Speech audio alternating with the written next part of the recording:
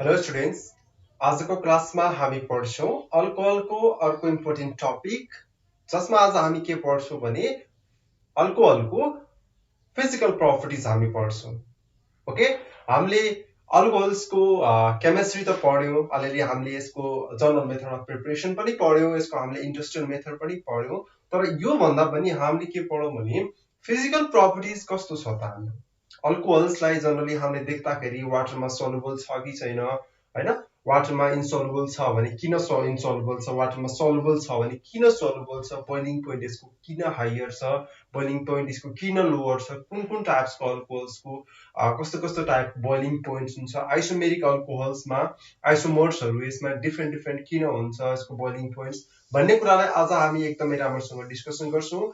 Okay, without wasting time हामी सिधै टपिकतिर जान्छौं है।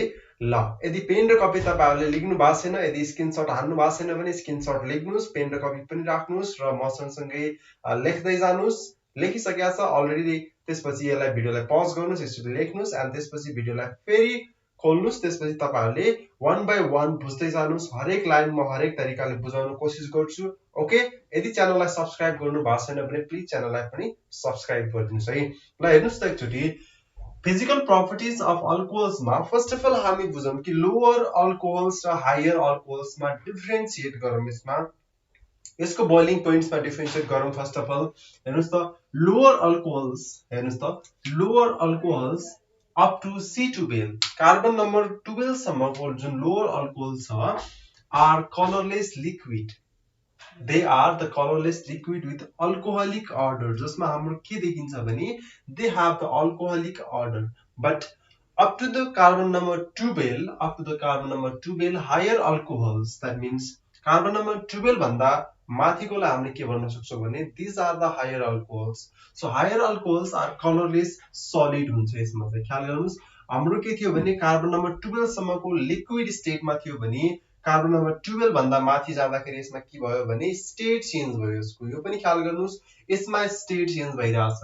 कलरलेस सलिड, माथि लिक्विड थियो भने तल के भयो सलिड भयो। तपाईहरुले इन्ट्रान्स एक्जाममा सोध्न सक्छ, आइएम को एमआई को एक्जाममा सोध्न सक्छ, त्यसैले ख्याल गर्नुस् सलिड कुन हुन्छ, कार्बन नम्बर 12 भन्दा माथिको के छ सलिड छ। ओके, अर्को नम्बर पोइन्टमा जाम। Alcohols are soluble in water. किन सोलुबल छ त alcohols? First of all solubility को कुरा गर्दाखेरि यसमा हामी जाम intermolecular and intramolecular hydrogen bonding.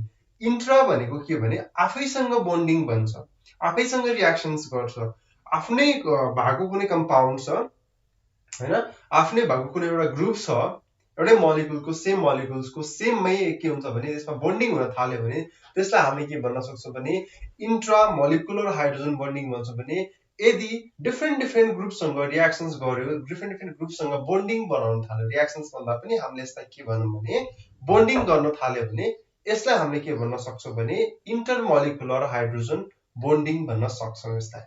ठीक छ, इन्टरमोलिकुलर र इन्ट्रामोलिकुलर्समा यसरी डिफरेन्शिएट गरौँ र हामी पछि बन्डिङ गर्दाखेरि पनि हामी यसलाई एकदमै राम्रोसँग डिस्कसन गर्नेवाला छौं। हामीले बन्डिङ कार्बनमा अर्ग्यानिक कम्पाउन्ड्समा बन्डिङ कस्तो हुन्छ त्यो कुरा चाहिँ हामी अलरेडी डिस्कसन गरिसकेका छौं है।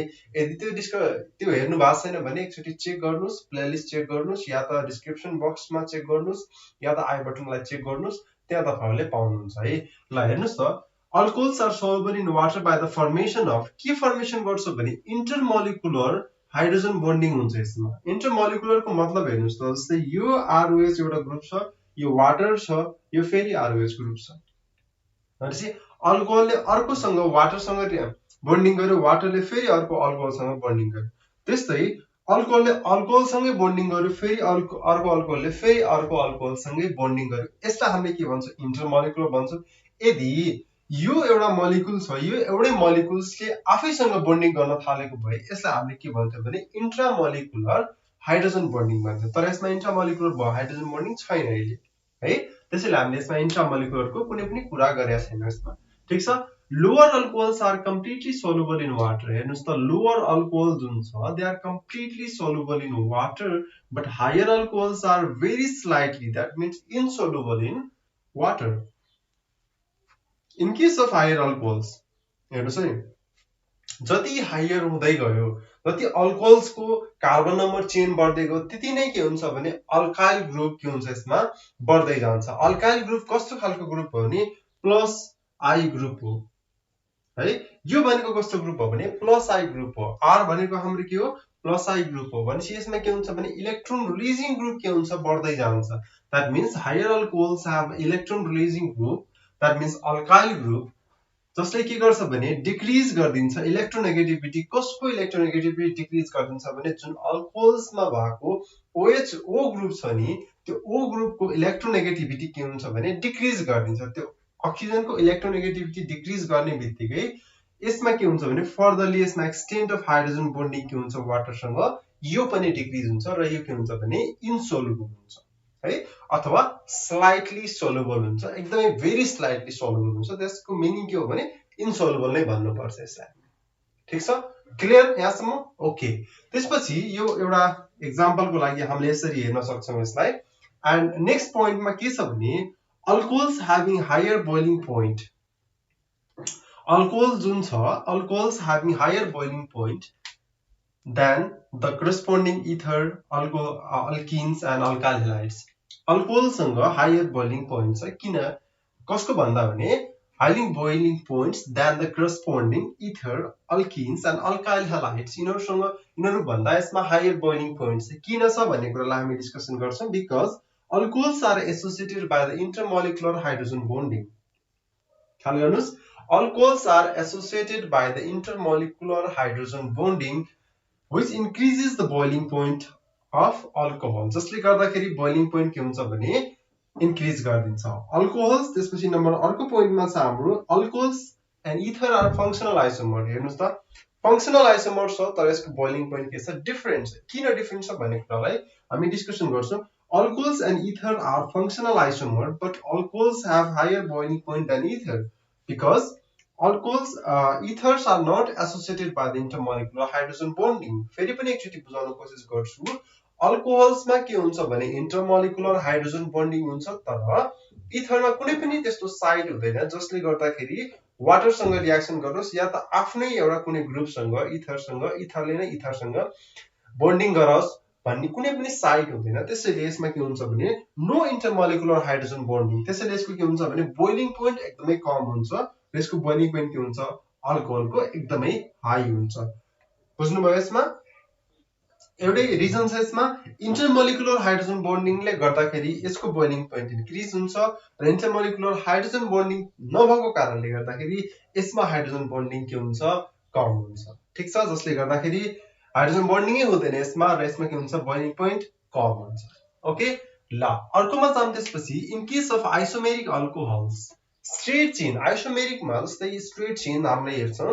स्ट्रेट चेनको मतलब के भने स्ट्रेट सिधा छ। हेर्नुस् त जस्तै ब्रान्च भनेको के भने यो ब्रान्च बनिरहेछ भनेपछि ब्रान्चिङको मतलब के भने यो भनेको अल्कोहलिक ग्रुप कुन पोजिसन्समा गएर अट्याक भइरहेछ भनेपछि 2 ब्युटानोल यसलाई भन्छ भने 2 मिथाइल 2 प्रोपेनोल। यसमा हेर्नुस् त यो भनेको के भयो भने एउटा ब्रान्च बनिरहेछ। यसमा ब्रान्च, यसमा के छ स्ट्रेट चेन छ भनेपछि स्ट्रेट चेनको बोइलिङ पोइन्ट के हुन्छ हायर हुन्छ देन ब्रान्च चेन। बिकज किनकि in case of isomeric alcohol, isomeric अल्कोहलमा के हुन्छ भने स्ट्रेट चेन अल्कोहल्समा हायर बोइलिङ पोइन्ट हुनुको रिजन के हो भने एक्सपोज सर्फेस एरिया केसमा के छ धेरै छ। Straight chain alcohols have high exposed surface area that increases the intermolecular interaction. So, 1 butanol has higher boiling point than that of the 2 butanol. Okay, यसरी हामीले हेर्छौँ and that boiling point is 180 degrees Celsius and that of the 2 butanol is 108 degrees Celsius. त्यस्तै same compound, same molecular formula को 2 methyl 2 propanol जसलाई हामीले भन्छौँ that's boiling point is 80 degrees Celsius. So straight chain and branch chain मा के छ भने यसमा boiling points मा एकदमै डिफरेन्स देखिन्छ। So 1 butanol यसरी एक्जाममा सोध्न सक्छ why 1 butanol, why isomeric alcohols have different boiling points। यसरी एक्सप्लेन गर्दाखेरि हामीले के भन्न सक्छौँ भने बोइलिङ पोइन्ट यसको बढ्नुको रिजन के हो भने एक्सपोज सर्फेस एरिया जसमा धेरै छ। स्ट्रेट चेनमा के हुन्छ भने हाई एक्सपोज सर्फेस एरिया हुन्छ जसले गर्दाखेरि यसको बोइलिङ पोइन्ट इन्क्रिज हुन्छ र यसमा के हुन्छ हाई एक्सपोज सर्फेस एरिया कम हुन्छ ब्रान्चमा त्यसैले ब्रान्चमा एक्सपोज सर्फेस एरिया कम हुँदाखेरि बोइलिङ पोइन्ट के हुन्छ घट्छ यसमा पनि हाम्रो के भयो एक्सपोज सर्फेस एरिया त्यति नै घट्यो त्यसैले यो भन्दा पनि हाम्रो के छ भने यसमा बोइलिङ पोइन्ट कम छ राइट यसमा हामीले याद गर्नुपर्ने कुरा यति नै छ कि हामीले यसमा इन्टरमोलिकुलर हाइड्रोजन बन्डिङले गर्दाखेरि नै यसमा के हुन्छ भने इन्टरमोलिकुलर हाइड्रोजन बन्डिङले गर्दाखेरि यसको के हुन्छ भने बोइलिङ पोइन्ट बढ्छ यसमा इथर भन्दा हायर हुन्छ अरु भन्दा हायर हुन्छ त्यस्तै हाम्रो अर्को के छ भने स्ट्रेट चेन र ब्रान्च चेनको कुरा गर्दाखेरि हामीले फंक्सनल आइसोमेरिजमको कुरा पनि गर्छौं यही पनि एकचोटी यस्ता हेर्नुस् त हामीले अल्कोहल्समा के हुन्छ भने अल्कोहल्समा इन्टरमोलिकुलर हाइड्रोजन बन्डिङको कारणले गर्दाखेरि हाम्रो के हुन्छ भने यसमा हाम्रो इन्टरमोलिकुलर हाइड्रोजन बन्डिङको कारणले गर्दाखेरि यसमा हाम्रो के हुन्छ भने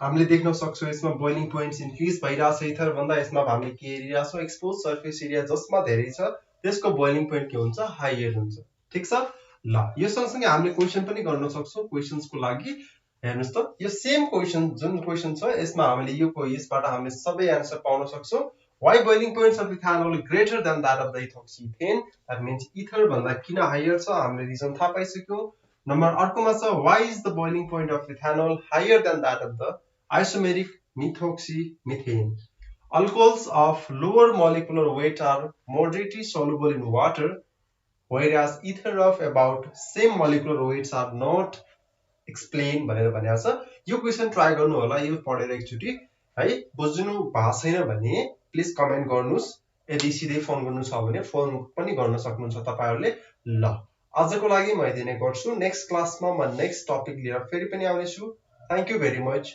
एन्ड स्टे सेफ